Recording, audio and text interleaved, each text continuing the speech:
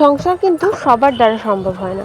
যেমন বাইরের কাজও সবার দ্বারা সম্ভব হয় না, ঠিক সেরকমই সংসার দ্বারা করাও কিন্তু খুব একটা ইজি জব নয়।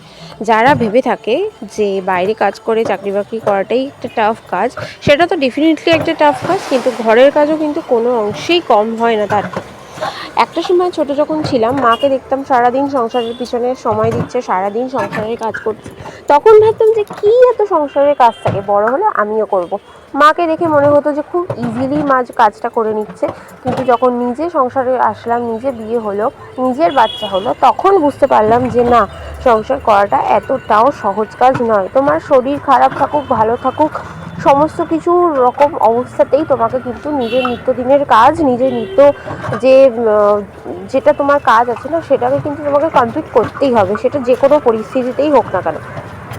কোথাও ঘুরতে যাওয়ার আগে রান্নাবান্না করে যাওয়া, বাড়িতে এসে সেই নোংরাগুলো পরিষ্কার করা, এটা কি একটা অফিসে একটা 9 to 5 জব হয়? কিন্তু সেটা একটা টাইমের পর তুমি ছুটি পেয়ে যাও, বাড়িতে এসে রেস্ট নাও। কিন্তু সংসারে কিন্তু কোনো রেস্ট নেই। শীত গ্রীষ্ম বর্ষা বছরে 365 দিনই কিন্তু সংসারে লেগে পড়ে থাকতো। সেই তুলনায় আমরা মেয়েরা কি এক্সপেক্ট করি? সামান্য একটু সম্মান, সামান্য একটু ভালোবাসা, আর কিন্তু কিছুই না। মেয়েরা যারা অল্পতেই খুশি হয়ে যায় তারাও কিন্তু আবার সবাই, যারা অল্পতে খুশি হয় তারা কিন্তু সবটাই পায় না।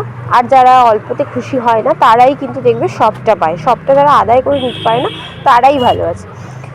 তো আজকে কিন্তু সকালের কাজকর্ম কমপ্লিট করে, অর্থাৎ এই রান্নাবান্না সমস্ত কিছু করে টোরে নিয়ে তারপরে চলে এসেছিলাম এই বোতলগুলো পরিষ্কার করতে।